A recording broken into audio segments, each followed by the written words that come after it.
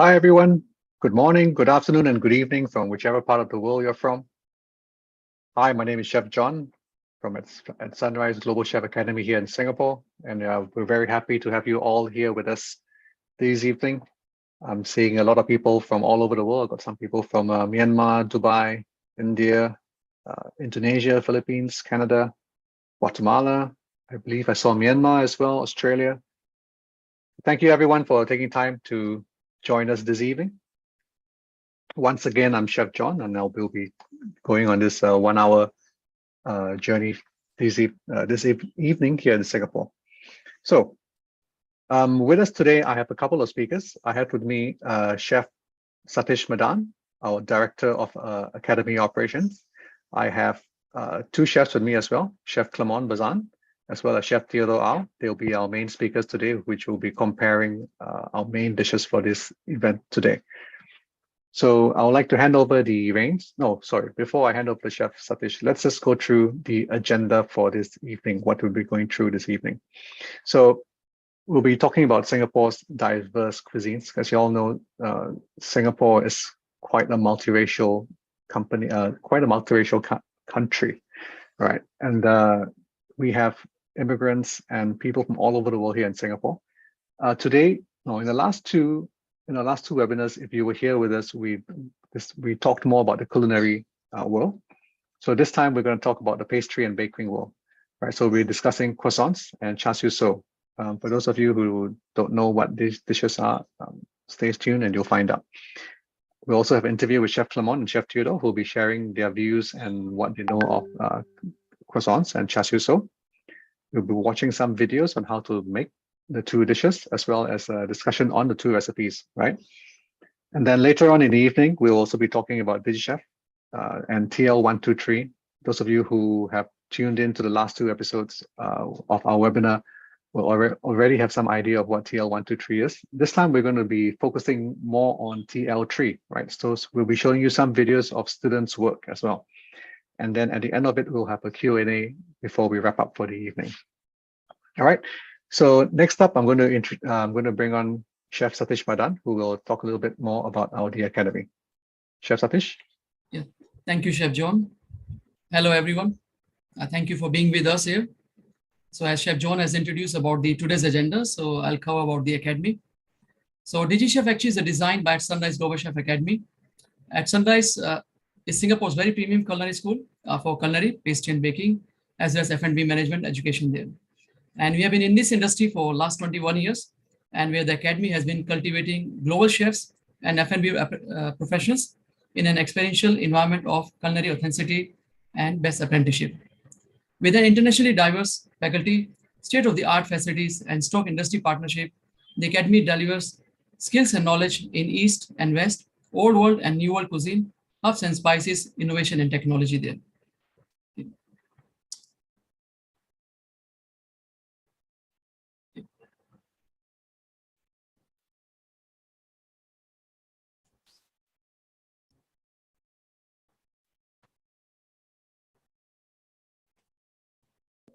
I'm sorry, Chef John, I don't think you have sound right now. Sorry, microphone was on mute. All right, guys. So thank you, Chef Satish. Next up, we're going to talk to our two chefs. So first up will be Chef Clement Bazan, who hails originally from France. And then he'll be talking he'll be introducing himself and talking a little bit more about croissants. Chef Clement, when you're ready. Hi, good evening, everyone. Welcome. My name is Chef Clement Bazin, and naturally I'm from France. And I have over 20 years of experience in the pastry environment and work with some famous French chefs in 3 different continents around the world. So today, main topic, we have 2 different projects. For my part, I will discuss more about the famous and exquisite dish, the croissant. As you all know, croissant is a very popular and reviewed by many chefs all around the world. So croissant, now you can mainly eat it in the morning with a cup of coffee, and hot chocolate.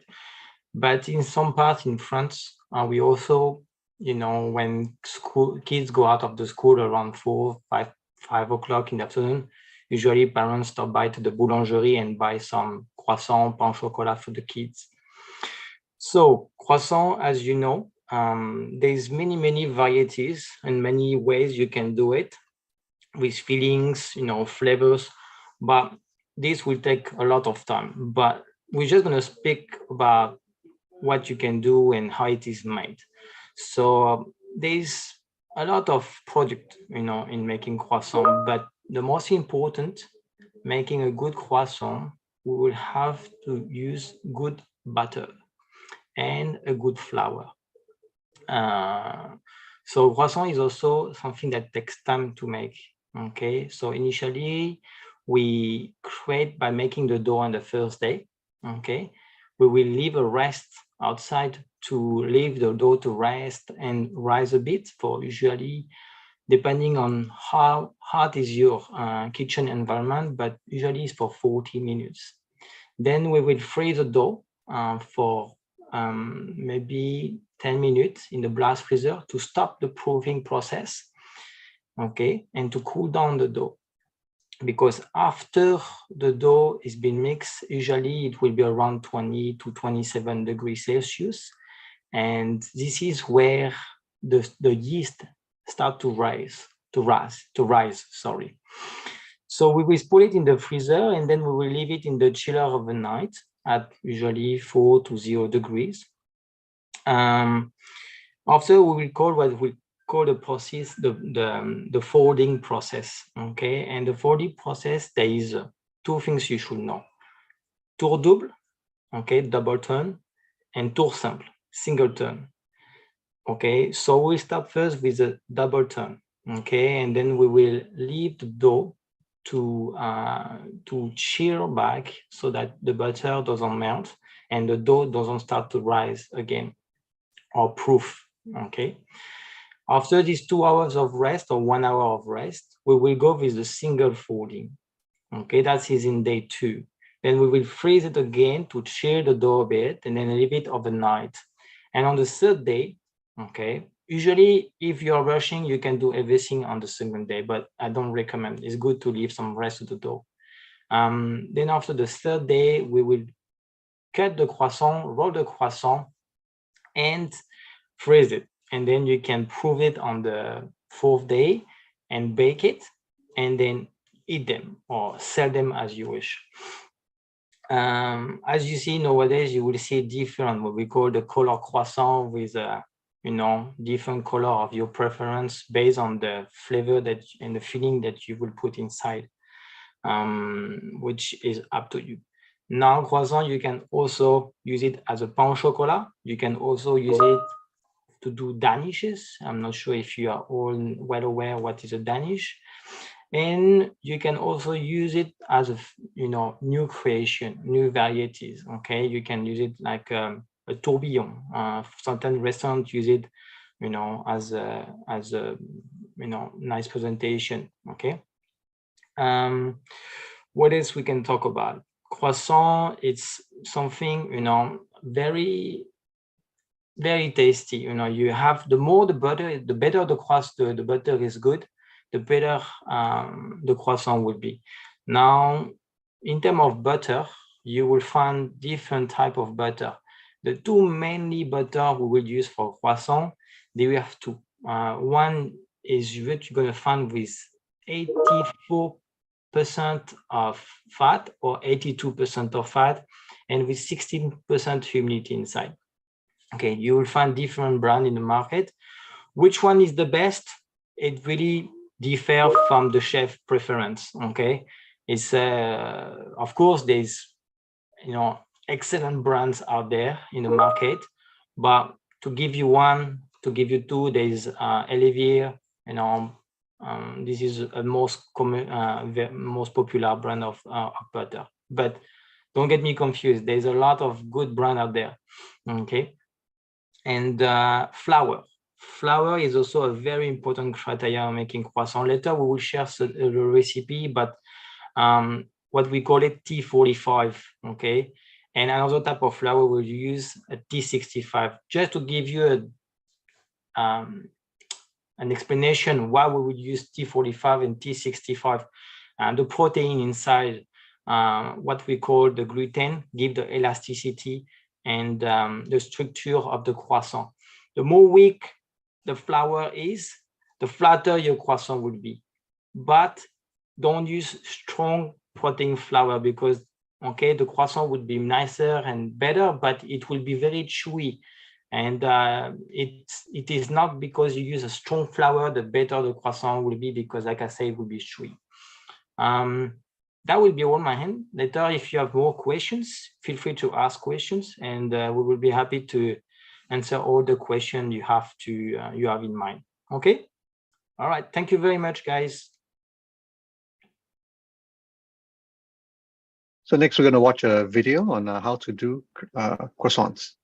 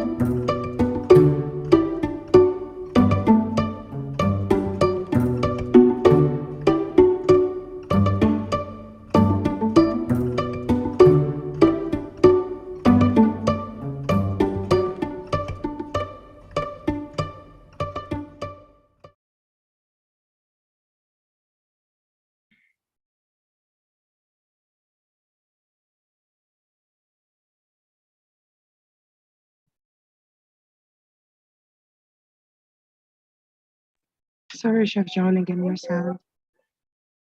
I've got to stop forgetting that. Sorry, everyone. So yes, up here you can see the ingredient list for croissants. Chef Clement, if you want to run through the ingredients and Sure, with pleasure. So that is mostly a nice recipe. I would not call it a basic recipe, but because we can use different products, you know, a main recipe of croissant, sometimes we can use water or milk. So here we have the T45, okay, which is the basic flour to make croissant. It's compared to the T65, it has a different characteristics. We use salt, okay, we have sugar, we have semi-dry yeast. You can also use fresh yeast. For better quality croissant, there's also what we call levain. It's a starter, and this will give a better tasting to the croissant. Also, it would preserve the croissant for better for longer time. Okay, but this is semi-dry yeast. Okay, you can find this everywhere in the supermarket. Water, we have soft butter. Okay, unsalted butter to be more specific. We will precise this. In pastry, we don't use much salted butter because different manufacturers add different percentage of salt. Okay, and we want to always have consistency in our product. So in pastry, we don't use much salted butter. We use unsalted butter. we have improver, honey, and the dry yeast. The dry yeast is the dry butter, my apology. The dry butter that you see at the below is not something we're going to mix with the dough. It's something we're going to use for the folding process later on. Remember when I mentioned earlier, we use it for the double turn and the single turn process. This dry butter is something that we're going to use for the folding process. That is all. Okay, thank you, Chef Clement. My pleasure. We've already got some questions coming in, but I think we'll hold it till after we hear from Chef Theodore, and then we'll answer all the questions during the Q&A session after the Chef Theodore does his presentation. So next we have Chef Theodore, and he's going to talk to you about Char Siew Sou. Good morning, good afternoon, and good evening, everybody. My name is Theodore. I have about 4 years of training experience as a trainer, and my specialty is in pastry products, Chinese and as well as French pastries. And then I'm also the co-lead for the online diploma programs at Sunrise Global Chef Academy. Okay, so today I'm going to talk about the Char Siew Sou. The Char Siew Sou is a dish that comes from the Cantonese region, the Canton region in China. It's a marry of a Chinese pastry we call the Zhongshi Supi, or the Chinese puff pastry, and then as well as it's a marry of the char siu that is very famous in the Canton region. The Canton region is they're very famous for their roasted products, the roast ducks, the roasted pork, as well as the char siu, roasted char siu dishes. So it's a very good marry of these two very popular products in Chinese cooking, and then we come up with this Chinese Char Siew Sou product. The difference from what you can see in making Char Siew Sou is in the French pastries they use dry butter as the laminating fats, but for the Chinese pastry, the Chinese puff pastry, we make use of what we call the oil dough. First, we will make, so there'll be 2 sets of dough like what the croissant has. You have in the Chinese puff pastry, we have the bread dough, or what we call it the water dough. Is where it's like almost like a brioche dough. And then the second one we will make what we call an oil dough. And then the fats that we use traditionally, it's is lard that we derive from porcine sources, but due to recently and due to dietary restrictions and dietary differences, a lot of the products has been the fats has been replaced with shortening, which is hydrogenated palm oil shortening. So of course, then you ask me what's the difference. Of course, using a pot lard always gives you the best results, but due to dietary restrictions, there are some people who cannot take pork, so we have to substitute the pork lard with plant-based product, which is the shortening. And then once we do the lamination, and also the difference is also that the Chinese puff pastry does not have any leavening agent. They say it doesn't have any yeast, natural leavening agents such as yeast, as well as baking soda and baking powder. So there's no leavening at all. So all the puffing power comes from the laminates, the layers of lamination that we do. And in Chinese puff pastry, there's 2 general types of lamination that we do. One is similar to the croissant. In Chinese, we call it the 大包酥. If you do a direct translation, it's like big lamination or batch lamination, where we can do a very big batch of lamination. A more common style of lamination that a lot of smaller bakeries, a lot of smaller establishments that they will use is called the 小包酥, which is translated to mean which is a single lamination, where we can do lamination based on the individual portions itself.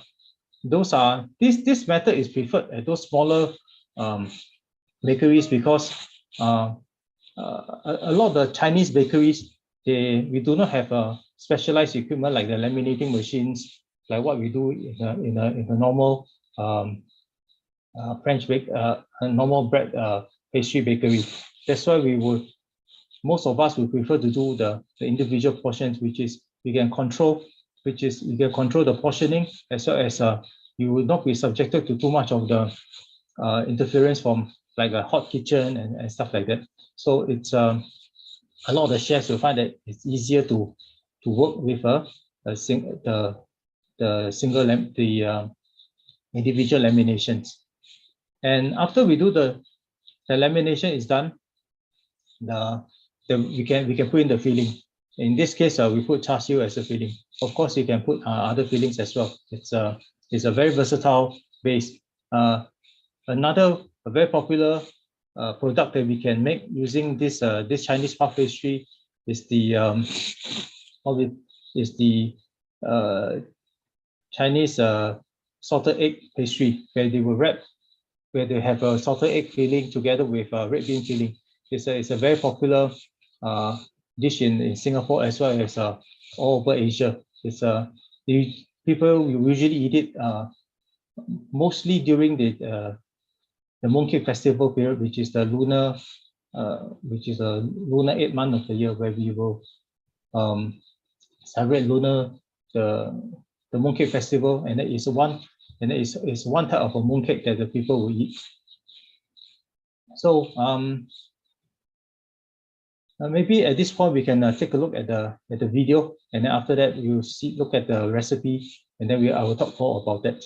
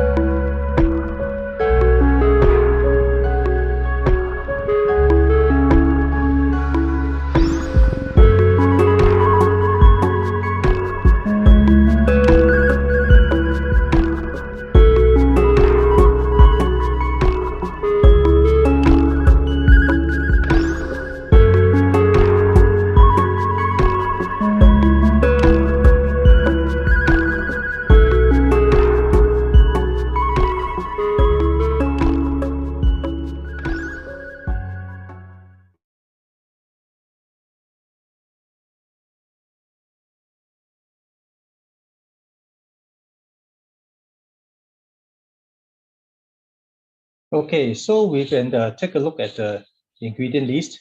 Basically, dough A is can also be called the oil dough. It just contain lard, a bit more butter, as well as a flour.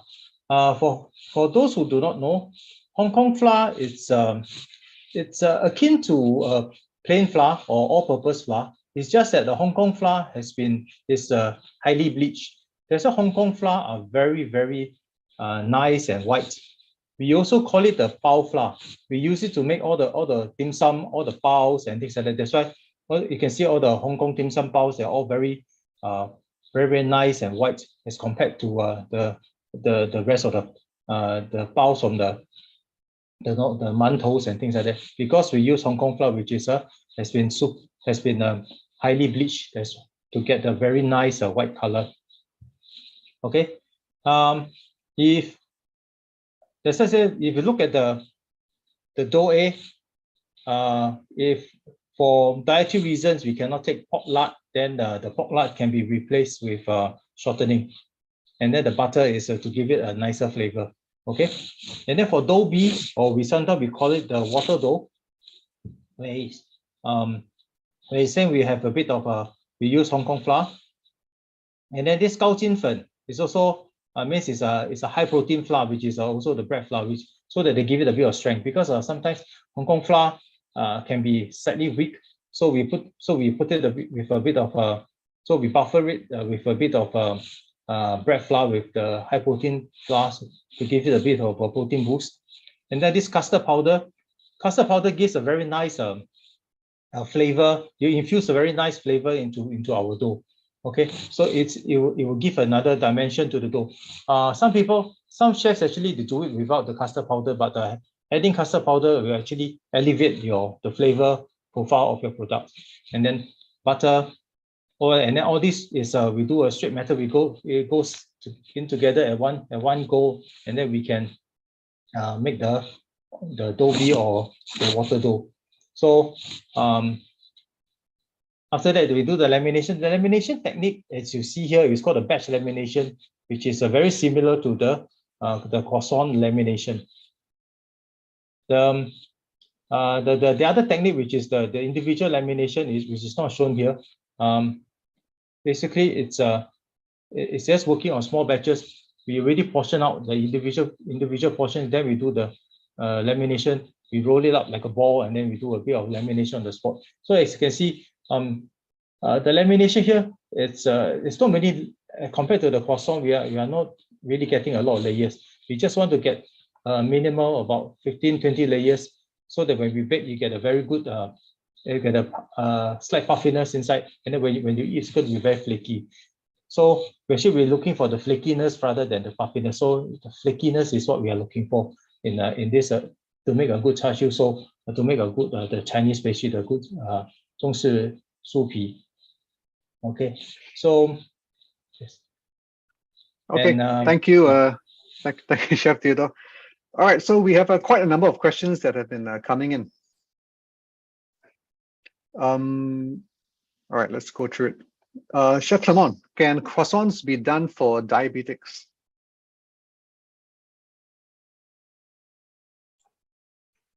Yes, it can. Never tried, but I believe it's possible. You will always have a bit of sugar content inside, and something that is inevitable. You have to, because the sweetness help into the proofing of the croissant and the croissant rising. So if you don't put sugar, then it might be a bit challenging, but you can. I mean, if you look at it, if you look at the proportions in the recipe, okay, you will see that the amount of sugar compared to the total amount is very low. I mean, if you pull back the recipe, Chef John, you will see that the percentage level of sweetness inside is very low. I would say the main concern is people who don't want to gain fat. Do not eat croissant when you know the content of butter inside. You will see that that will be a problem for you guys. But yes, I believe you can. But maybe you use more like maybe honey or very low sweetness percentage inside. But when you look at the recipe, you will see clearly that the sugar amount is very low. If you want to remove the sugar, try to remove and use only honey, or do the opposite. Only use honey, only use sugar and remove the honey. That's possible. Thank you. There's another question. What is the improver? And if you use a levain, how many grams do you need for the same recipe?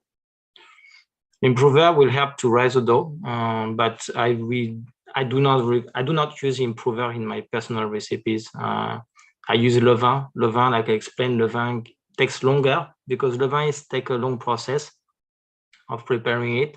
It's the same levain that you can use for maybe for bread, but levain will give a better preservation of the product, and at the end, it will also bring the taste of the croissant way much better than if you use fresh yeast or dry yeast. You will still use a bit of dry yeast and fresh yeast in your recipe because the yeast really help to prove the croissant way much better, but the levain also help, but give a better taste and also preserve better the croissant for long durability. If you want to keep it maybe a day in your kitchen.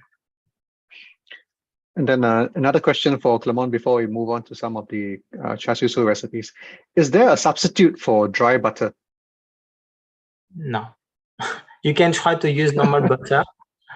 You can use normal butter. I was answering a question to one person early. Why dry butter? And I already answered the question to the question and answer. Dry butter is mainly used for croissant, puff pastry, for this kind of product. We will not. It has a specific. Sorry, it has this. How do you call this? Characteristics. Thank you very much. I found the word. It has these special characteristics. You can use normal butter, but I don't guarantee the good quality croissant with that. Okay. On the question of Char Siew Sou, would the Char Siew Sou still puff if it was made without a filling? Yes, it will, because the puff come from the lamination process, where the fats will during the baking process, the fat will melt and it creates steam, and then this steam will help to push the layers in between the laminates. That's what we cause the puffiness. So the filling is just there to make it a complete product, because very seldom we just eat the puff pastry skin. The Chinese pastry skin. We usually eat it with put it with the filling to make it a complete product. And then where did I see that question? Is the pastry for this the same as tau sa piang? Yes, it's a similar pastry. The one for tau sa piang is sometimes we will make it the one for tau sa piang, the amount of the laminated fats will be slightly lower, so that it will be drier, and then it will be more so it will be less puffy but more flaky in a sense. There's a question on what is the baking time for Char Siew Sou? You bake it for about 10 minutes, depending on the size. A general standard size ones will bake it for about 10 to 12 minutes, depending on how much we're loading in the oven. So it's about 10 to 12 minutes. Okay.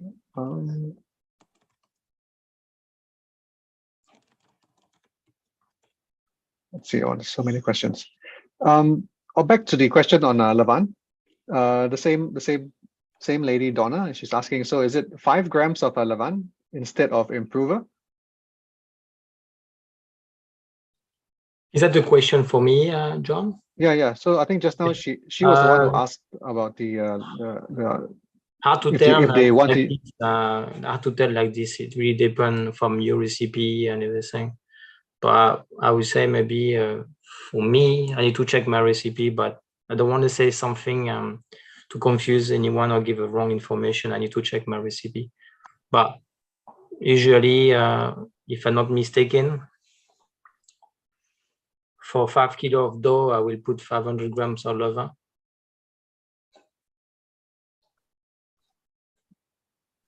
Okay, thank you. Okay, let's look for one more question. Okay. Oh, again from Donna. I think she's very interested in your croissant, Clement. For the butter layer, Taraj or Bersac, should it be rolled to the same thickness as the dough? Yes. I will say when I do my folding, at the end between the dough and when I put my boss of it, it should not be lower than 8 millimeters. And between, after it depends how thick your dough sheeter can take, but I will say I will not go lower than this for the foldings. After, once you fold it together, the butter and the dough for the maybe for the, I would say the singleton, 1 centimeter at most. Okay, so I'm going to go for last couple of questions for Chef Theodore before we move on to the next segment. Don't worry if we haven't answered your question. There'll be a final Q&A session at the end of the program where we will hope to answer as many as we can. Chef Theodore, this is Alma from Saudi Arabia saying pork is well, pork is basically haram over there. What is a better substitute for pork lard? So the most, oh sorry. No, I someone answered the other question already. Yeah. So the most common replacement for pork lard is actually shortening, vegetable shortening, that is derived from palm oil.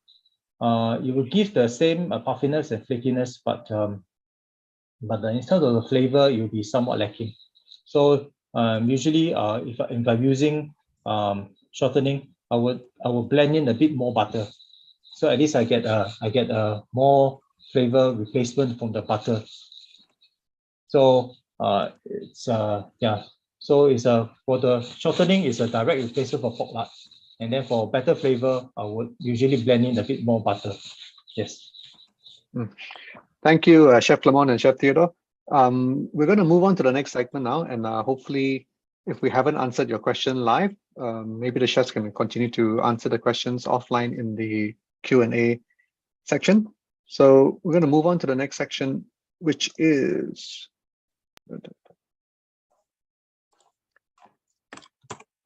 introduction to DigiChef and TL123.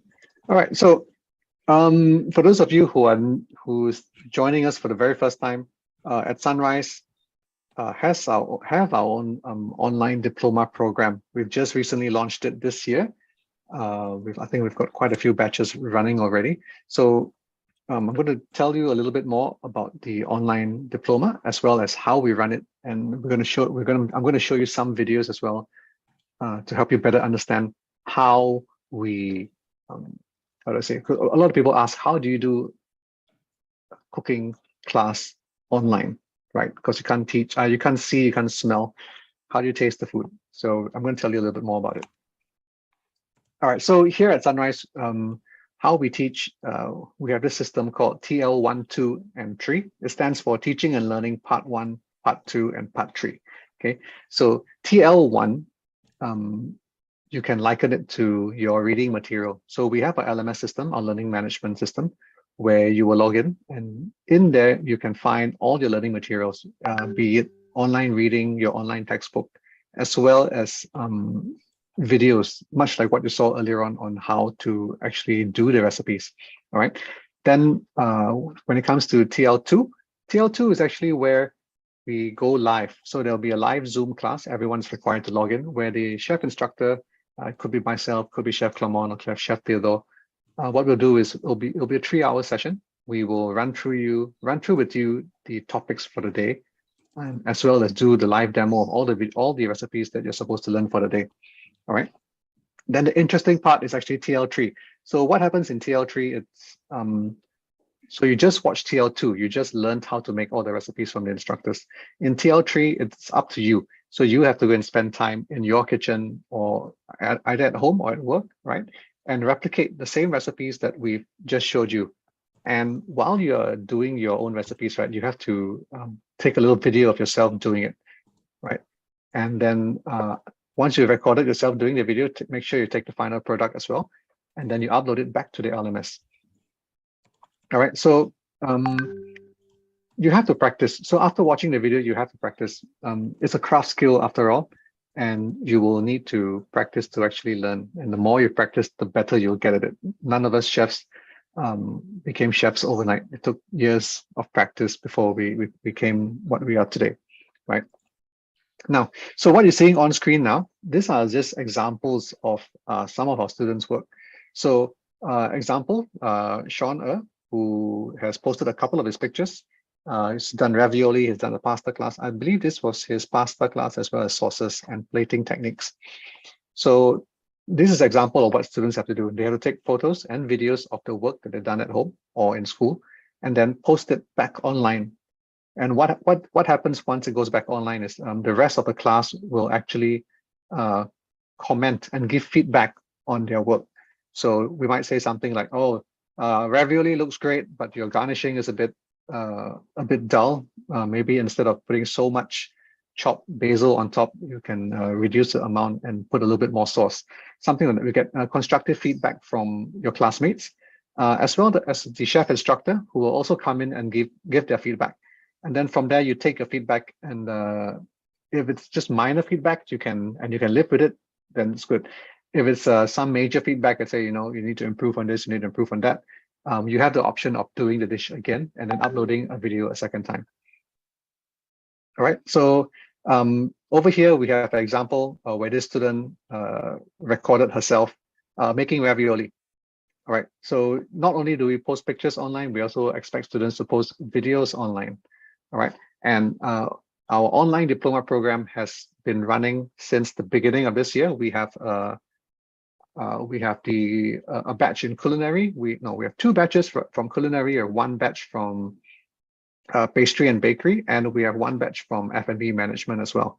So what I'm going to do next, I'm going to show you some examples of some of our students' work, right? So from the Diploma in Culinary Arts, we'll be looking at French onion soup by Cindy Lim. Cindy is actually a pastry chef by training, but she wants to switch over to the culinary side, or actually she wants to learn a little bit more about the culinary side. That's why she's taking this diploma in culinary arts. So we're going to be watching her do French onion soup later. We have walnut rye bread by Kim Yong, who is from our diploma in pastry and bakery. And then after that, we have Frankie, who is from our diploma in F&B management, and he's going to be showing you how he prepares garnishes for cocktails and mocktails. Frankie, I believe, is another career switch. I think Frankie is a culinary chef who wants to learn how to manage, want to go into F&B management. So he's doing this while he's working in the kitchen, actually. All right, so we're going to go on and we're going to play some videos and see some of their work.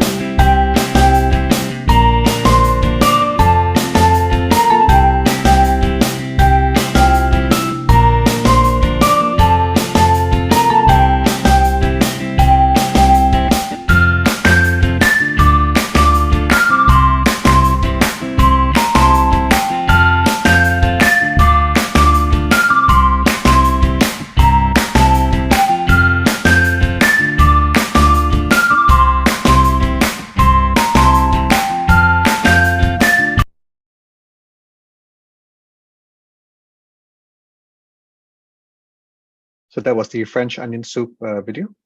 Next, we'll be looking at the walnut rye bread.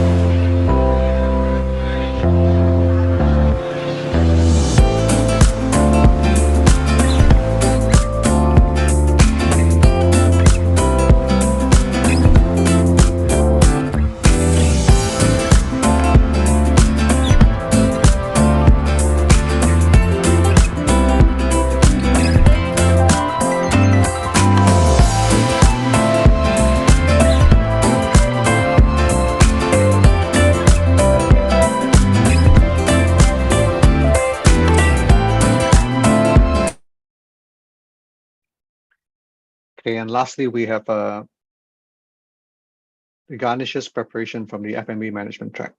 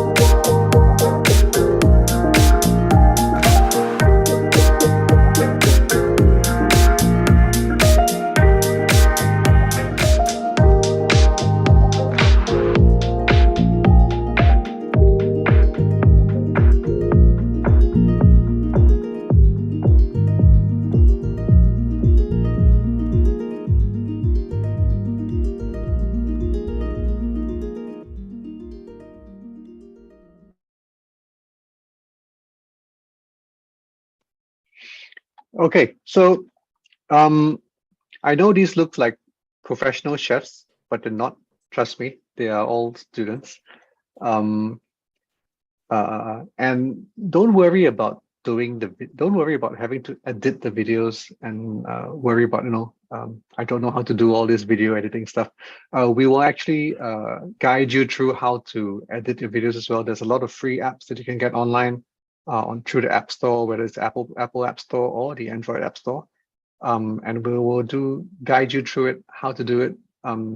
I mean, for the younger generation, with TikTok and Instagram, I think a lot of them already know how to do it. But for the older chefs, I understand the pain it must be to learn something new like this. But trust me, I do have older students who have picked it up very easily as well. Okay, so next I'm going to be handing it over back to Chef Satish, who will be telling you about the upcoming online batches and telling you about how you can join us. Chef Satish? Yeah, thank you very much, Chef John. Thank you everyone for being with us. So I would like to share with you the upcoming intakes dates. So very soon we have a 29th of August. The new intakes are going to start. If you're interested in culinary, pastry bakery, or F&B service management, you can join us. Another intake will be on the 31st of October, and the third one will be on 19th of December there. So I would say don't wait much, better join in the month of August, and so that you can complete within this year. Chef John, okay. So it's quite easy. It's not so difficult as you can working at your current workplace. So this is very advantageable for people, those who have a really good skills, but they don't have a formal qualifications, and they like to upgrade their qualification and also to validate their skills. They can sign up for this program. Very short duration, just a 6 month, and you will learn different recipes, different techniques from the various diverse background chefs. And at the same time, you can also continue your work, because this program is only delivered in twice in a week, where you will be connected with our instructors 3 hours per session, and you will see the demonstration, and you'll be assigned to submit the recipes. That recipes, as Chef John has mentioned, you can download simple apps and you can shoot your own food, and you can upload on the LMS, where all the expertise, they'll give you the feedback. And you will have another opportunity to learn from your own fellow team members. They will also post their videos, and we all can learn from each other there. So as I mentioned, we have 3 different tracks: culinary arts, pastry and baking, as well as F&B service management. So use your talent. So turn your passion into your profession and join us tonight. There's a QR code also. You can join us and can sign up for this program immediately. So we look forward to see you. Thank you. Thank you, Chef John. All right, thank you, Chef Satish. Okay, we're almost at the end of it. I see that we're almost out of time as well. We have about 4 minutes left. Let's go to the Q&A session. So I already see a couple of questions coming up. All right, so one of the questions is, how do we assess taste, texture, and consistency of the dishes done by the students through the videos? It's a very good question. So what we do is we actually observe through the making of the video. From the video, depending on how much ingredients you use, how much you input, how you cook it, how you input, based on color, based on how long you cook it, based on the final texture of the dish, we can more or less tell whether the dish has been made close to the recipe or not. Flavor-wise is something that we cannot taste. I mean, but again, at the same time, based on color, based on watching the amount of ingredients used, amount of sauces, amount of salt, the amount of sugar you put in, we can also more or less tell if the ingredient, if the final product is correct. But at the end of the day, a lot of what we're trying to teach is not so much about the recipe, but actually more about the technique. Technique is where it's at. If I teach you how to saute, or I teach you how to sear a piece of meat before braising it, that same technique can be carried over to many dishes. And if I give you a recipe in the future about braising a product or searing off something, straight away you know what searing is, and then you can replicate the recipe to what it's supposed to be. I hope that answers your question on how we judge based on the videos. Tanya is asking about our F&B management course, how much it's going to cost. You can log into if you follow the QR code, or if the QR code is not available anymore, you can also log into www.digichef.org. All right. I believe the F&B management course is going for 12,000 Singapore dollars.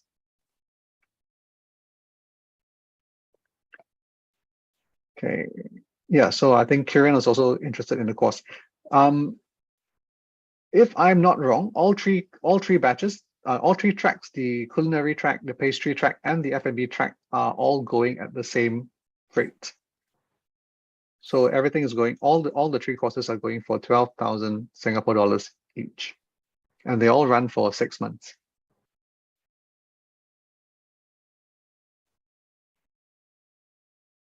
Okay, just gonna scroll through the questions here.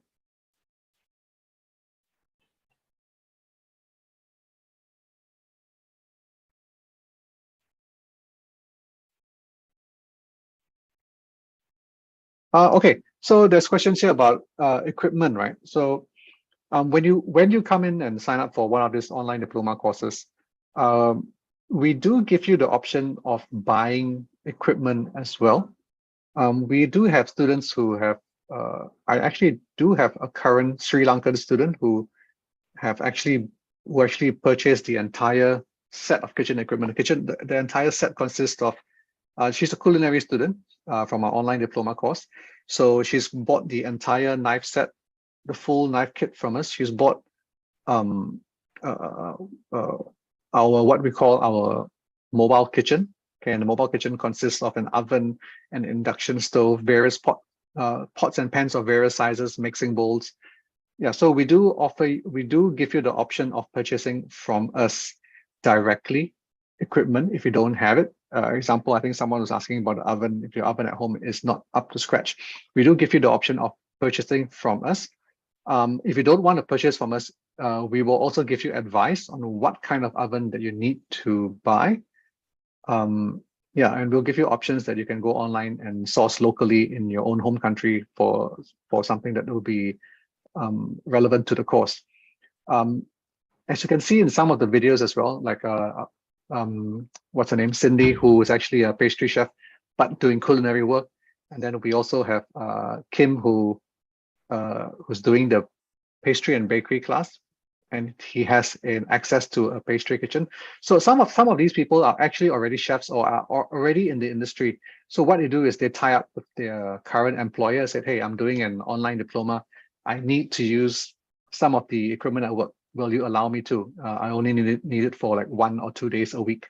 And a lot of times the employers are actually more than happy to support their own staff, because a lot of it is about upgrading their skills. And of course, which employer wouldn't want their employees to get more skills, right? So the feedback that we're getting from the industry and from the students itself is that the employers are usually quite accommodating and quite supportive of them, especially when they're asked to use the equipment at work.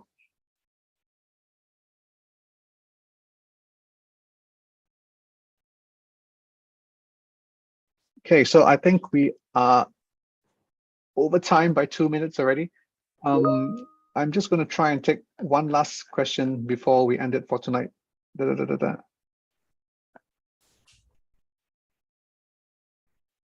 Okay, all I'm seeing thank you. So I think we'll end it as here. All right. So thank you everyone for joining us again this evening, or this evening in Singapore. It may be morning or in the afternoon for you. Thank you once again to Chef Clement and Chef Theodore and Chef Satish for joining us this evening. On behalf of everyone here at Sunrise in Singapore, thank you for spending this last 1 hour with us, and hope you learned as much as we enjoyed sharing this information with you. Thank you, everyone, and good night, good morning, or good afternoon. Thank you. Thank you. Look forward to see you in another session.